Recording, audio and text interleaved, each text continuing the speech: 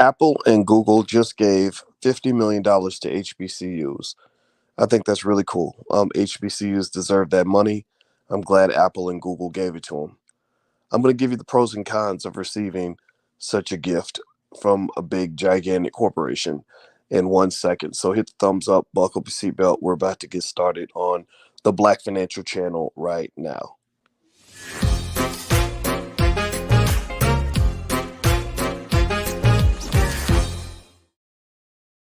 Good morning, good morning, good morning. Welcome to the Black Financial Channel. That's theblackfinancialchannel.com. My name is Dr. Boyce Watkins. I'm your friendly neighborhood finance professor. On the Black Financial Channel, we talk about Black wealth and economics every single day, sometimes as much as 10 times a day. You don't have to be Black to be here, but there is one condition. You must understand that we live under the B1 philosophy. B1 means that we must put the Black community at the top of our priority list. We must solve our own problems instead of waiting for Superman. B1 means that we believe Black people can be number one in economics and wealth building and financial literacy within the next 50 years. B1 also means that in order for us to be successful, we must be one. That means be one together, work together, collaborate, resolve conflicts, and learn how to love each other. If you agree with that philosophy, put a B1 in the chat, hashtag B and the number one. That's the calling card. Good morning, Michelle Morgan and Atiba Carr, Shunton Quiller, Michael Stallworth. The philosophy of hustle, the Don, says by the Bell Diemeyer, Amir, Urban Baptiste. Good morning, good morning, good morning. Okay, so I'm about to today. I'm flying to Philadelphia. I'm doing an event on NFTs. I'm doing a panel on NFTs with Jay Ortiz. NFTs with Jay Ortiz. That kind of rhymes. And anyway, if you want to know more about the event, just come to my Instagram. My Instagram is the real Boyce Watkins. The information's right there on that page. And so if you're interested in NFTs, which seem to be the next big thing in Ethereum, then join us in Philadelphia. It's going to be Wednesday night at 8:00, and I'm going to join a panel at the Art from the Heart Studios. There's my Instagram right there in case you want to follow me. So how many of you, give me a yes or no, give me a yes or no, how many of you saw that Google and Apple are giving $50 million to various HBCUs? How many of you saw that? Give me a yes or no if you saw that story. It's in Black Enterprise. And I thought it was great. You know, I'm really happy to see these schools get that money. Lord knows HBCUs need the financial support. A few years ago, I gave Dr. Dre a real hard time over the fact that he gave, I forgot what was it, 100 million or whatever dollars to USC. And I thought that was the craziest thing in the world because Black people are the ones who need the money. We ain't the ones who's supposed to be buying up the bar for white people. We ain't supposed to be out here, just making it rain on white folks. They're doing okay. They're gonna be all right, even if we don't make donations. But we make a lot of donations to the white community. We spend money in their businesses, and we love to go work for their corporations to give away our human capital. The NCAA extracts $1 billion a year out of the Black community, and that's just the beginning. That don't even count things like prison labor and all the other ways they sneak wealth out of you, student loans, all these things, right? So all these things are designed to ensure that that other people stay rich while you stay broke. That's just the fact. And I want to kind of help you understand that so we can dissect this as we kind of try to process this gift from HBCUs. See, here's the thing about money. Hit the thumbs up button. Please hit the thumbs up button right now because I'm about to drop you some gems. And in exchange for those gems, all I ask you to do is hit the thumbs up or subscribe button to support the channel. But only intelligent Black people, only people that want to be better. If you don't want to do better, then I don't want you here. But if you are in that category, hit the thumbs up button. Here's the deal. One simple rule about money is very basic. The rapper Immortal Technique said this, and I agree with him 100%. All money ain't good money. All money ain't good money. Now, why do I say something so basic? You're like, of course, boys. Everybody knows that. Well, the reason that I say it in such a basic way is because sometimes we need to be reminded of the basic stuff to understand the more complicated stuff. I've learned the most advanced mathematical theories that you can imagine. I understand finance at a very high level, and one thing I can tell you for sure is that most of the advanced stuff is nothing more than a complex set of building blocks from the very basic stuff. No differently from the way the human body is nothing more than a collection of tiny little atoms and protons and neutrons and electrons that all just sort of come together and form this mass called the human body, right? So when I say all money ain't good money, the reason I say that is not because I think that Apple and Google's donation is bad money. I'm not saying that at all. I'm not saying that this is garbage. I'm not saying that Apple and Google are a bunch of rats. I'm not saying that they're trying to play you. I'm not trying to say any of that. I'm simply trying to make a basic point that just because you receive a bunch of money doesn't mean you need to start doing the happy Juneteenth slave dance in the hallway. Lord Jesus, Lord, thank you, Jesus, thank you, Lord Jesus. We got some money. Thank you, boss. What I got to do for that money? He's like, Lord, the money go. Did you Jesus gonna come home? Jesus gonna come home? Right? You start singing the Negro spirituals in the hallway because you're so happy that somebody wrote you a check. Y'all know what I'm talking about. Y'all know, you know what I mean. Tell me if you know what I'm talking about. Like black folks that are just happy to get money and aren't thinking about what strings could be attached to that money. I'm bringing it up because I see a lot of folks that get happy because they got a good job or they got some resources, and you don't understand that white folks don't push their money around without expecting something in return. You know, it's like if you're a 16-year-old daughter. Go. I got some beautiful daughters, man. My daughters are so pretty. The prettiest. They take after their mama, and their mama, when their mama was in her teens, she'd walk into a room, all the men would just fall to their knees. Well, my daughters have that same beauty. They inherited that same beauty. And here's the deal: if one of my daughters came home to me and said, yeah, I met a nice boy, and he bought me two Gucci bags, and a pair of diamond earrings, I wouldn't be happy. I'd be concerned. I'd say, well, what does he expect in exchange for that Gucci bag? What he gave you the diamond earrings? Those are expensive. What's the agenda here? What's the agenda? Big money typically does not arrive without an agenda, right? And so as we talk about things like a black agenda, you have to understand that the black agenda only exists because we've had to, for 400 years, we've known that there's been a white agenda. The white agenda has been power. The white agenda has been based on economic growth for the white community. The white agenda is based on a capitalist model that sometimes oppresses other people for the benefit of a select few individuals. Right. So when Apple and Google walk up and they say we're going to write checks that are bigger than damn near anybody in the history of your institution, other than another white lady by the name of Mackenzie Bezos. I believe that's Jeff Bezos' wife. I believe that's her name. God bless her. She gave billions. I have nothing against this lady, but when they walk up and say we're here to write a big check, you just got to ask that question: what's the agenda here? All right. So here's what I see as the agenda. Um, do me a favor, hit the thumbs up button, share, subscribe button. I gotta acknowledge my brother who just made a donation. He says, Dr. Boyce, I have a strong gut feeling about Shiba Inu. Yeah, Shiba Inu. I think that's another Dogecoin alternative cryptocurrency. That's kind of just a test to see if people are crazy enough to buy another crypto that has absolutely no fundamental value whatsoever. But hey, if you want to buy Shiba Inu, bro, go ahead and do it. Just know you're gambling. That's not an investment. That's a gamble. But that's okay. It's okay to sometimes gamble, because I'm going to Vegas next week. Gambling's all right, but I bet your ass I ain't gonna be gambling with my family's wealth. I'm gonna be gambling with my spare money, bro. So I'm not telling you that Shiba Inu is terrible. I'm not telling you that you're stupid. I'm just saying that understand that there's a difference between an investment and a fast money gamble. You got to be cautious. All right. So here's what I want to kind of lay out, and I want to put your comment up here, brother. He's a Morehouse student. Much respect to the Morehouse men. He's in a student movement to work with these companies, and I think that that is awesome.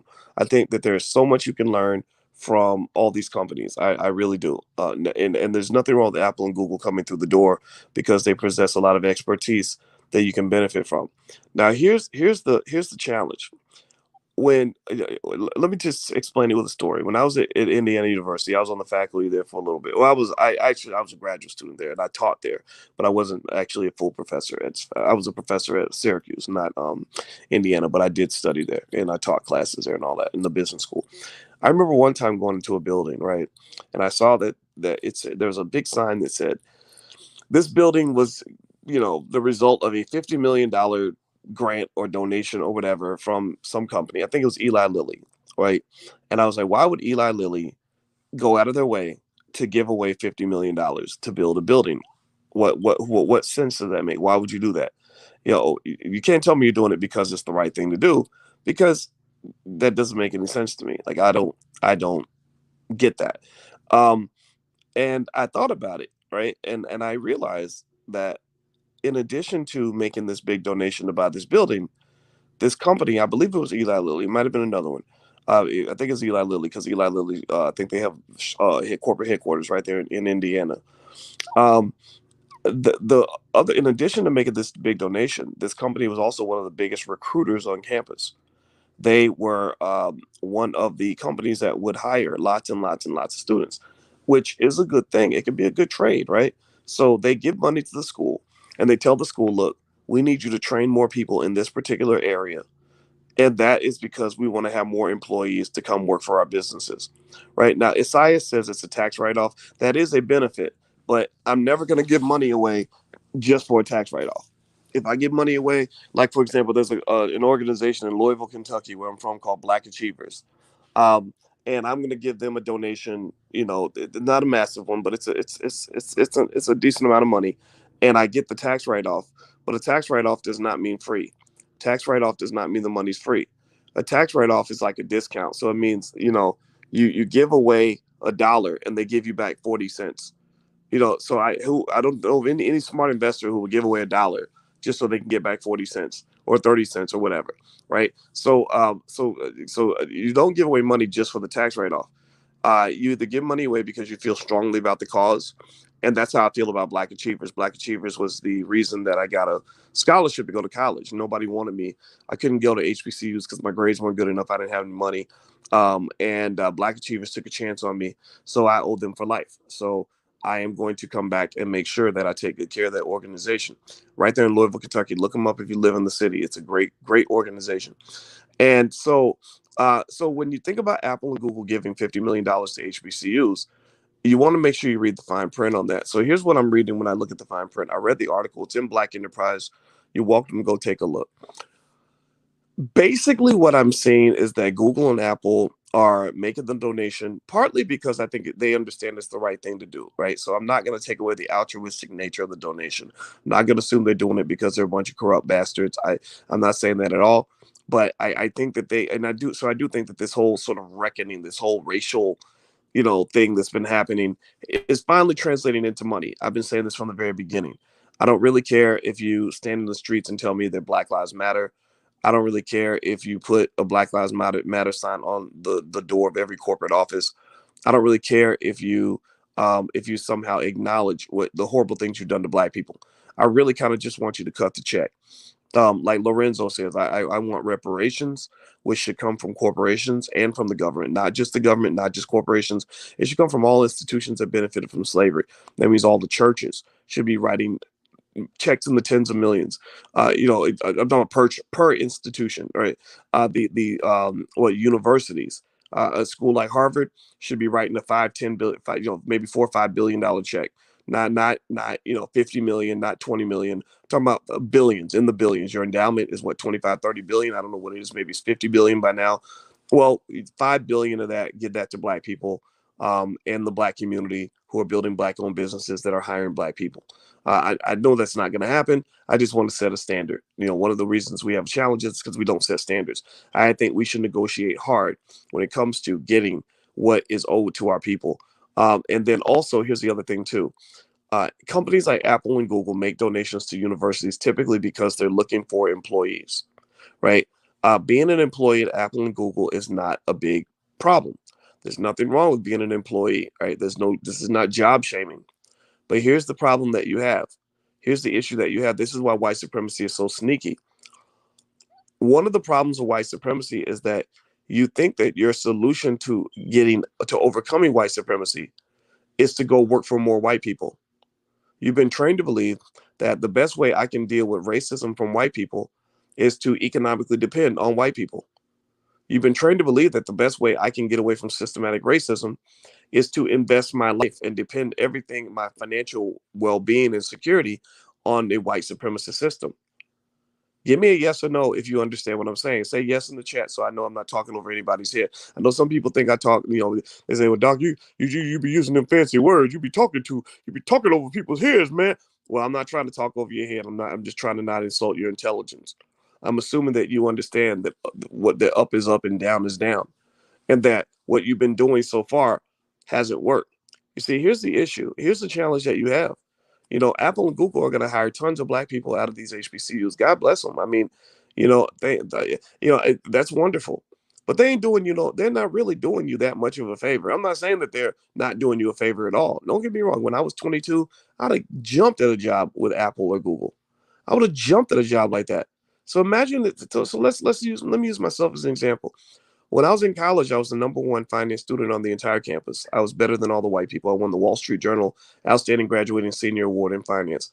I got 3 majors in 4 years and 2 bachelor's degrees. I could have got 3 bachelor's degrees. I just didn't want to take 2 more classes. And I worked a full time job, by the way. I was the shit, right. I was the what, right. I was on top of everything. I would have jumped at a job with Apple and Google. And imagine if Apple and Google had done what makes sense, right? Racism makes you stupid. Racism, unfortunately, causes white people to not see talent and opportunity with black people, right? So because of racism, I didn't get the job opportunities I deserved. But imagine if racism wasn't there. Imagine if they'd said, look at this kid, look at this guy. He's working his butt off. He studies 6, 7 hours a day. I mean, I wasn't into all the nonsense. I wasn't into the partying and the step shows, and I would go to one every now and then. But I was like, y'all can party and BS. I'm about to go out here and be a millionaire. I'm about to go out here and be successful. So I was that nerd. I was that guy, right? Ladies, y'all wouldn't have liked me back then because I was just a bookworm. Now I did meet my wife in the library. Shout out to my wife. But seriously though, I was not trying to be cool. I was trying to win. I said, I don't want to be cool at the age of 22. I want to be cool at the age of 42. Right. And believe me, by the time I was 42 and had a ton of money in the bank, I was the coolest kid in the room. Okay. So here's the deal. So imagine if Apple and Google had come up and said, God, this kid is so awesome. We want to hire him. We'll pay you a 6-figure salary, bro. And we'd love to have you come down to the company, dude. We think you'd be awesome, bro. Yeah. Yeah. Right. I would have jumped at that. Right. I'd have been so happy to take that job. And let's say that instead of, doing what white people sometimes do, instead of all the stupid racism that they drop on you, the microaggressions and all this other stuff they do to make your life a living hell, where you become part of there's a term for this. They call it the angry black middle class. These are the black people who did all the right things, who went to college, who got all the advanced degrees, who got the jobs, and are still pissed off. Right? Why are you mad, bro? Why are you mad? You got a master's degree, you got a JD, you got an MD, like you have all these letters behind your name, and you're making 6 figures. Why are you mad? Well, because you found out that that racism is not going to give you a process to escape racism. That committing yourself to systematic racist institutions is not going to help you escape the wrath of systematically racist institutions, right? So you're going to work every day with people who hate your guts. And here's the other thing. If I had gotten that job and if they had treated me well, I never would have become the man that I am today. The man I am right now, and I don't know what I am. I mean, some people think I'm a bastard. Some people hate my guts. I know this. But guess what? I got a lot of people that love me. And even my haters respect me.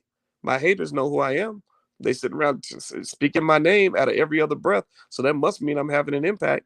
I can go to cities all around the globe and be recognized on the street in cities that I've never even visited in my life.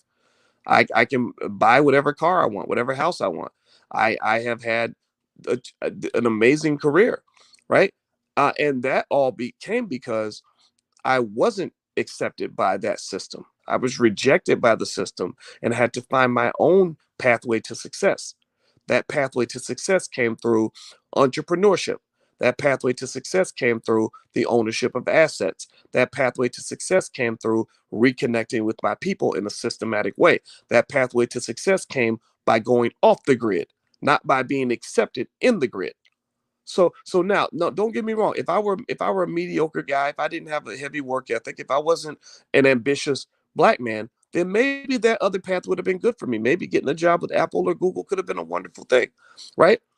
But here's the thing: in your community, you have young black people who are smarter than Mark Zuckerberg, the creator of Facebook. In your community, you have black people who are as smart as the guys who created Google. In your community, you have young black people who are supposed to be the next Elon Musk. And here's what's going to happen if you don't change the paradigm in terms of how these young people are engaged at these HBCUs and white universities. If all you're doing is training them to become employees, then all the greatness that they would have achieved in their life will never come to fruition. It will never happen because you're going to make them too comfortable. It'll be no different from when you have a 22-year-old who could have went out and conquered the world, but he got real comfortable staying in his mama's house. When he's sitting in his mama's house, still on the nipple, still living off his parents, he never gets a chance to learn how to really fly and become the man that he's meant to be. Some of y'all got men like this. Shout out to the women who are taking care of your men because your men are little boys, right? Some of these men out here need to send Father's Day cards to the baby mama's boyfriend because the boyfriend is taking care of your kids, not you, right? So the point is that if you don't put these kids in a situation where the good ones, the great ones, don't have opportunities to create capital bases and systems and industry and companies that will hire other black people, then you will see no progress from any of this. You see, here's the deal. Here's the deal, black people. Hit the thumbs up button. Please hit the thumbs up button. Apple and Google are going to hire a lot of black people, but it ain't like this is the first time black people got offered jobs. Y'all been getting offered jobs since slavery. It's just over time the jobs have gotten better. They don't spit on you as much. You're not treated as badly as you were in 1972. But they've always been offering you jobs. And jobs are cool, for temporarily. But I don't train, I'm gonna tell you, I learned how to train my children to become millionaires. We don't talk about getting jobs. I don't train them to go and give their best intelligence and labor and capability to their employer. I talked to my 10-year-old about building a capital base. My 10-year-old wants to be an actress, a singer, dancer, a music teacher, and an engineer. And I said, babe, you can be all of that. But as daddy, I'm going to help you build a capital base so you can do whatever you want. You see, understand this. Pay attention, black people. Are you listening? Give me a yes if you're listening. Give me a yes to let me know you're listening. America is a capitalist society. America is run by the people that have the capital. Now, I'm not telling you to become a capitalist. I told you guys, I'm not a capitalist. I'm not a Marxist. I'm none of that. I don't accept these white-owned labels on who I am. I'm just Dr. Boyce Watkins, the black man. I'm B1. That's what I am. But the people with the capital have the power. And so when a capitalist comes up and says, we're going to give $50 million to your university so you can train us to give us more employees. And the heads of these universities say, okay, that sounds wonderful. That's not exactly a power move for the black community. Don't get me wrong. I'm not trying to say that it's terrible. I mean, it's going to give you what a job gives you. You're going to be just over broke. But pay attention to what your students are learning at these universities. Howard University, for example, it has been for 40 years. They have been located just a few miles away from Dr. Claude Anderson, the author of Powernomics, one of the greatest economic minds in all of American history. His book has influenced the entire world. Seriously. Ice Cube, when Ice Cube called me, he was trying to get in touch with Dr. Anderson. When Kanye West called me, next thing he asked me was, hey, can you give me a chance to talk to Dr. Anderson? They were tweeting this guy out because he is one of the greatest influencers of all time when it comes to black economics. But Dr. Anderson talks about the realities of systematic racism. He talks about the realities of Juneteenth. He talks about the realities of how much wealth was stolen from black people and makes the case for reparations. So because his ideas are so raw, they become very dangerous. So as a result, Howard University has invited in probably, I'm sure, 1,000 white people, random white people who are teaching you how to go get a job, but not once have they invited Dr. Anderson to come in and even give a speech. Do you think that there's something a little bit wrong with that?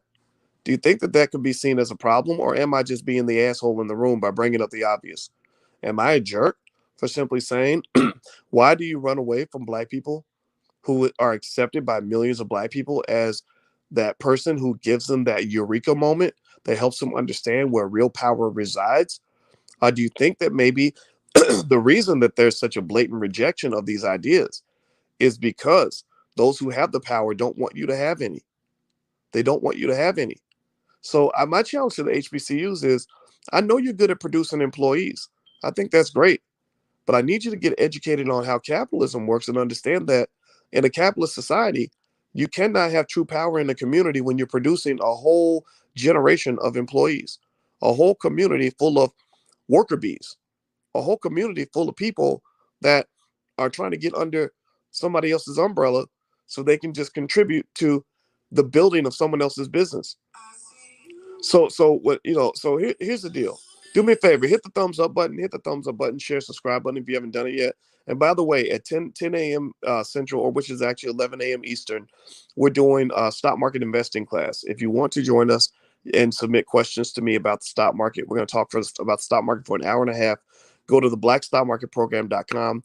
The URL's on the screen, the blackstockmarketprogram.com. We meet every Tuesday at 11 a.m. Eastern for class. There's 6 years of really deep curricula on stock market investing.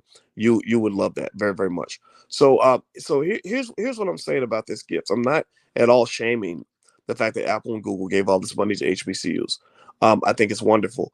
The reason that I think there needs to be a deeper conversation about this and a little more economic awareness and economic consciousness is because as I read deeper and I see what Apple and Google are seeking to do with this collaboration, I applaud Apple and Google. I'm happy for them that they're seeing the genius in Black people. They're seeing the gold mines where some of us don't even see the gold. I'm very happy that Apple understands the value of these young people.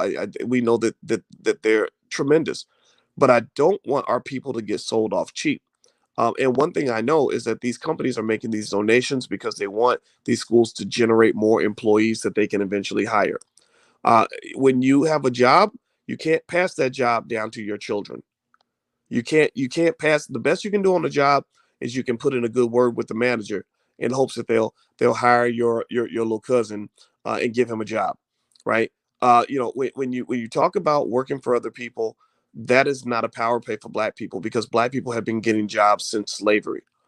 And in fact, if you look at the training of most of our young people in most universities, including many HBCUs, and maybe this is changing, and I hope that this is changing now, you're not really seeing as much in terms of the development of an economic base for the Black community. You're seeing people that are being trained to go work for other people. So, if you really want to see Black people benefit from this kind of move, you have to train more entrepreneurs. You can't train business managers without training people on how to start a business. If you're trained to be a business manager, but you don't know how to start a business, then effectively, if there are no businesses in your community for you to go manage, you have to go over across town and manage a business for a white guy. That's a lot like slavery, where you're managing the big house. You become the house Negro, and that's your goal, right? So, what I'm saying is that when you're looking at the way college students are trained, I'm saying this as a person who's taught on college campuses for 25 years or more than 25 years, uh, you'll notice that while there's plenty of training on how to be an employee, I don't see a lot of training on business development. I don't see a lot of conversation about what it means to build wealth, what it means to build a capital base, what it means to build a family bank, to do all the things that you need in order to be successful in a company, in a country that's driven by capitalism. So if Apple and Google really wanted to impress me, they wouldn't just give $50 million to HBCU so they can create more employees. If they really wanted to impress me, they would write a multi-billion-dollar check to Black business owners so that people like myself, or not even myself, people like myself, it wouldn't have to be me. I know I'm radical. I know that I'm the asshole in the room. I don't want any of their money. But people who think like me, who can develop business incubators that will then train Black people to build the companies that can hire other Black people and then give them millions in funding for their small businesses so their businesses can actually grow. Pay attention now. When I need y'all to listen, this is only for the people who are going to get it. Like I said, I only appeal to about 10% of my community because a lot of people don't want to hear this kind of message. They think that I'm just being a jerk, or some of this is honestly just ahead of its time. It's not an elitist thing, but I want the Black elite. The Black elite are not the people who have more money or more education. The Black elite to me are the people who really want to be Black, who really want to try hard, who really want to take chances to build our people up. So if you're in that elite, this message is for you. What you really need in your community is you need an economic base. That's what you need. So pay attention. There's a reason why it's much, much, much easier for you to get a student loan than it is for you to get a business loan. Why in the world is it so simple for an 18-year-old to get $100,000 in debt, that they can almost never repay? Again, this becomes sharecropping. That's what they call that sharecropping, where you borrow more money than you can repay and you work the land until you're dead and you never repay the loan. That is predatory lending. So you can give an 18-year-old $100,000 in debt to go get a college degree, to go get a certificate, to go work for a big white-owned company, but you can't give that same kid 20 grand to get his little business off the ground. Are you kidding me? Are you kidding me? Are you serious? Are you serious? Are you serious? That doesn't make any sense. So what I'm saying to you at the end of the day is that when you're talking about this economic game, you have to be able to play chess. If you're playing checkers, you're gonna get played every time. You're gonna get schooled. You're gonna get dropped. You're not gonna succeed. You're not gonna win. What's gonna happen is you're gonna be constantly confused because you're gonna say, "Damn, they gave all this money and they hired all these black people, and we still haven't closed the wealth gap." Well, why is that not happening? Why isn't that happening? I mean, think about this. You're getting black politicians. You have thousands of them. You're getting black employees everywhere. You have black people at the highest echelons of entertainment. Yeah, black people that are CEOs of major corporations. You got black people in all kinds of fancy places. Am I right or am I right? So process this. How is it that you have all these alleged so-called successful black people, but when you look at the status of the median black family in America relative to the median white family, no progress has been made since the 1960s. It's because you're doing it all wrong. It's because the people that you think are going to close the gap are not in a position to close the gap. Do you guys know? I've said this before on this channel, but I'm going to repeat it again for those who are new. The average black college graduate defaults on their student loans. They can't even pay back the student loan debt. Forget empire building. You can't even get past the basics. I'm not dissing you. I'm not making fun of you. I'm really, it's almost like when you see a child do something that doesn't make any sense, you look at their mama, you look at their daddy, you say, who trained that child? Who taught that child to talk like that? Who taught that child to act out like that? So when I see black people in the so-called middle class, I'm talking about the educated fancy Negroes. I'm talking about the ones who got the master's degrees and the bachelor's degrees and the nursing degrees and all these fancy degrees that are supposed to make you part of the talented tenth. You're supposed to be the leaders of the community, right? But here's the thing: you get out of school, you're saddled with a ton of debt. Half of those graduates never repay the debt, which means they have bad credit. They can't build much of anything. When your credit's shot and you have no cash and capital, you're kind of done. You're not taught basic things like multiple streams of income. So that also means that you aren't overcoming the white supremacist system. You're dependent on it. You're supporting the system because you need the system. The system is what's feeding you and your children. When you're living paycheck to paycheck with that $80,000, $100,000 a year job, you're living paycheck to paycheck because you bought the fancy car and the fancy clothes and all these other stuff, but you never put the money into the stock market. You never developed multiple streams of income. You never got into the real estate. You never started the business, and in fact, you never gained the skill set to even do any of those things because those are things they don't teach you in college. So here's my point. Here's what I'm saying, and this is what we're trying to address in the Black Business School, is that there's nothing wrong with Apple and Google giving money. There's nothing wrong with you being into technology. There's nothing wrong, even if you want to go work for them. I think that's great. Go learn what you can. I think that's wonderful. But just know that the bougie educated Negroes are not the ones who are going to get us out of this economic mess.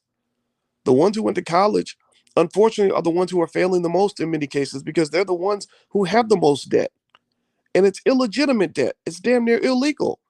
Who said that it should cost you $80,000 a year to go to college?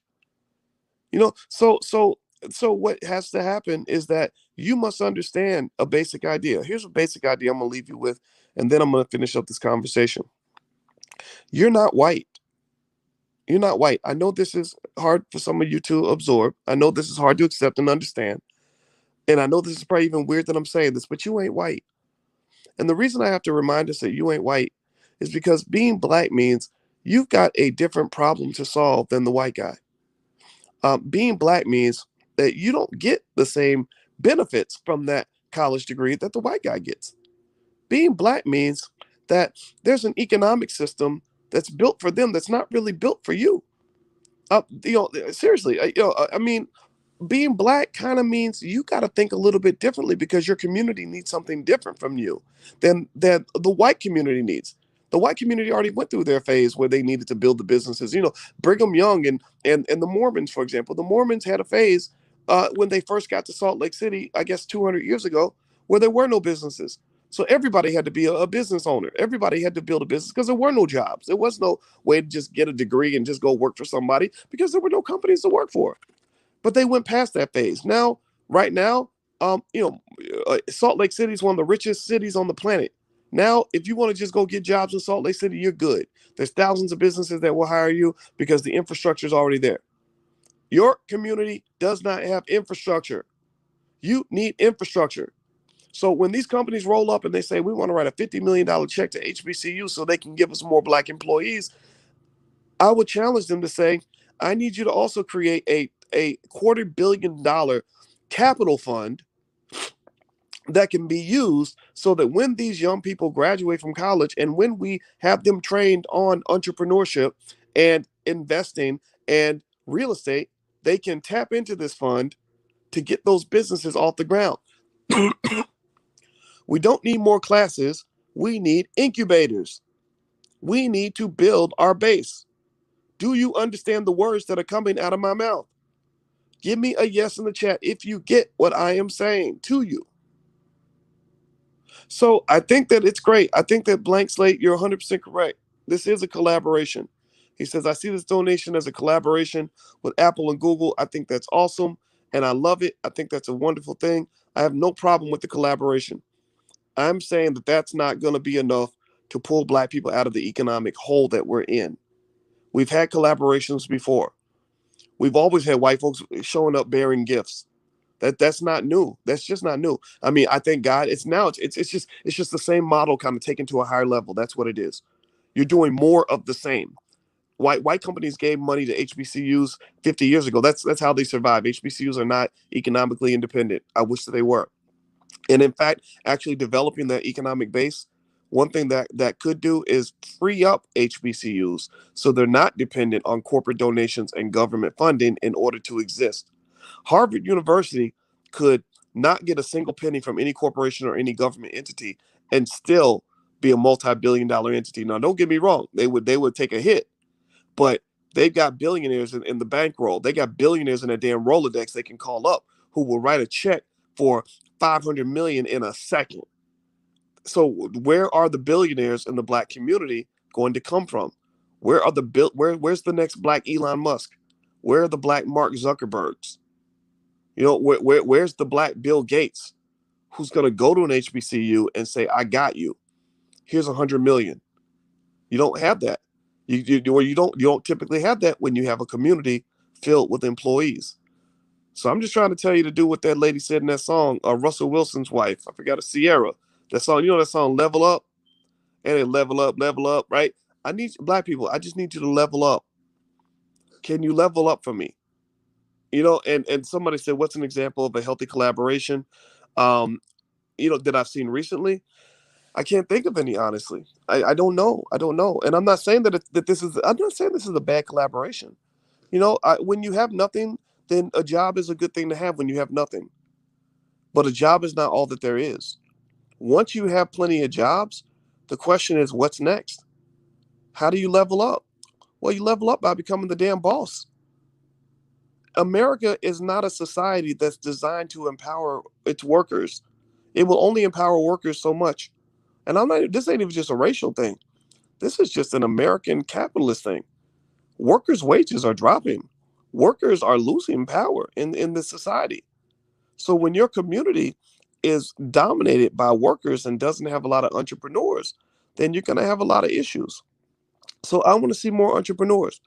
If you want to know what my solution for the black community would be and what we're pursuing in the Black Business School, which, by the way, you can go talk to our people for free. You can get started for free in the Black Business School. It doesn't cost you a nickel. We have PhDs. We have attorneys. We have millionaires. We have hotel investing experts, we have crypto experts, we have all kinds of experts in every area. The black community is filled with smart people. Just so you know, the reason the Black Business School is able to do so well is because we have so many smart people in our community who have training from college. Black people love going to school.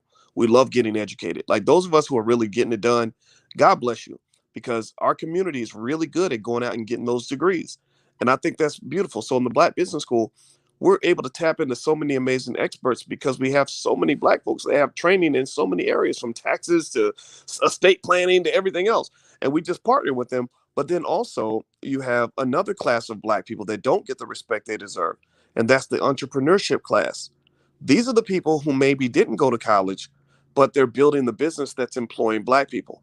These are the people who might be, say, I don't know, part of the Moorish or the Hebrew Israelite community, where they believe in economic independence, and they are doing it. They're getting the damn thing done. But you don't listen to them because you're like, well, I don't listen to these conscious black people. These black people, the conscious community is a joke to me, right? Well, the only thing outside of being conscious is to be unconscious. So when you say you hate consciousness, you're kind of saying I want to be unconscious. Well, unconsciousness is how you got to where you are right now.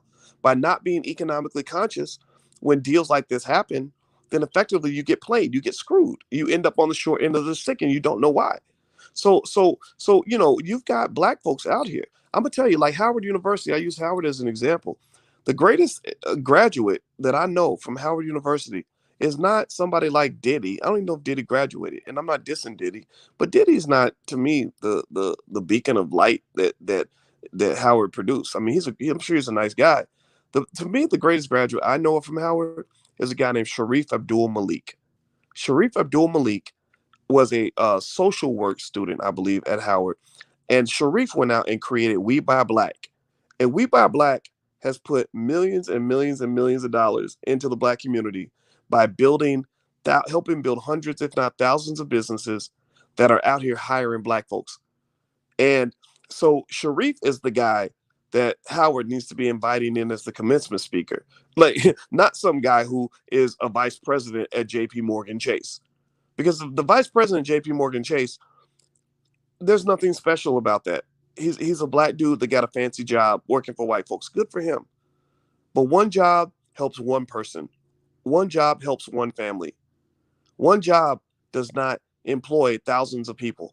So what I want to see within the next generation is I want to see your celebrities and your hoity-toity Negroes, all the black folks that got all the credentials and all the so-called success. I don't want to hear them bragging about how they got a job in senior management at Apple. So what? big big deal. Tons of people have already done that. Good for you. Good for Apple. How about that? Good for Apple. I don't want to hear them bragging about how they got the fancy house in the suburbs and they're on the cover of some magazine. I want to hear the leaders and the high achievers of our community bragging about the fact that they employ 10,000 black people. Show me, you want to impress me, show me the black man or black woman who said, I employed 300 black people.